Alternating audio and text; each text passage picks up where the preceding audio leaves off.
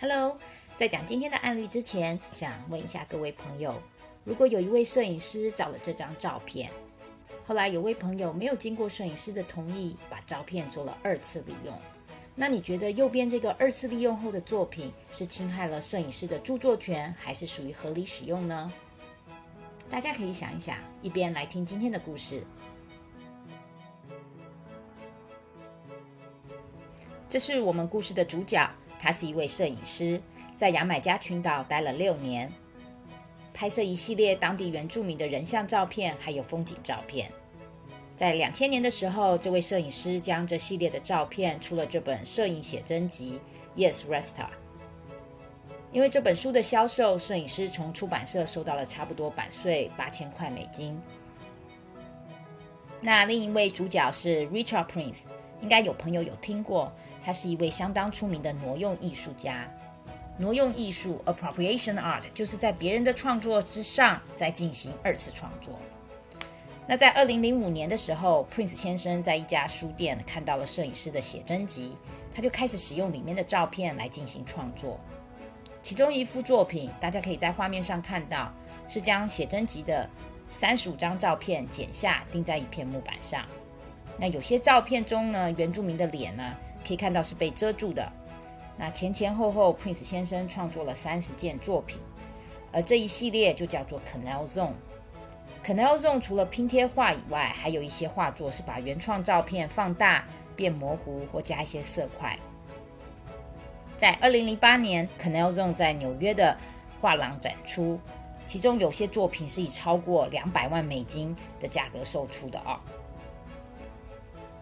Prince 先生从他开始创作到展出，从来没有联络过摄影师请求授权。那摄影师也是经过别人跟他说才发现，哇天哪，自己的照片被 Prince 先生拿去二次利用了。所以在2009年的时候，摄影师就告Prince 先生侵害他的著作权。但是 Prince 先生认为呢，这些作品呢都是属于合理使用的二次创作。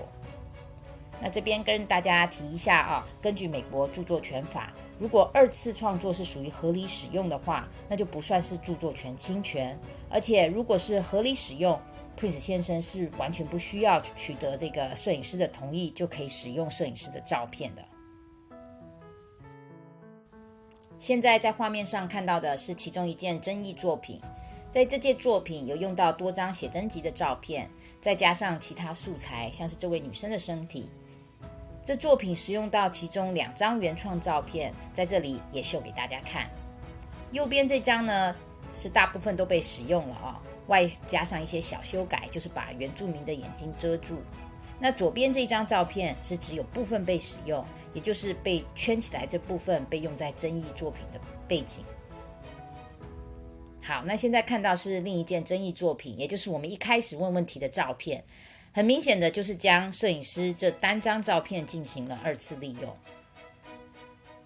那要跟大家提一下在这里看起来原创照片跟 Prince 先生的作品差不多大。其实呢 Prince 先生这系列的作品最小的也有40×30寸，所以差不多是每一页摄影书的10倍大好，那我们现在来讲判决咯。首先，纽约地方法院并不认为这些争议作品是属于合理使用，于是 Prince 先生上诉。联邦第2巡回法院，也就是相当于中等法院，认为在30件作品当中，有25件加入了一些色彩，还有被歪曲的人形。而这样的转化呢，创造了不协调的画风，让人感觉这个作品是有破坏性，跟这个原创作呢是有完全不同的感觉。所以这25件作品，包括我们刚刚看到的这一张，都判定为合理使用。另外5件作品，包括这2幅巡回法院认为需要地方法院重新审查再决定。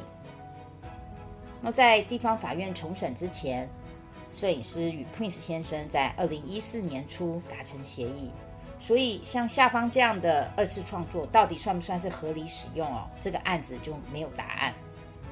但是欢迎各位留言分享你们的想法。那 Prince 先生可能是想要挑战合理使用的极限他在2014年又展出有这个争议性的作品 New Portrait。那下一次呢，再跟大家一起分享。OK, until next time. 拜拜。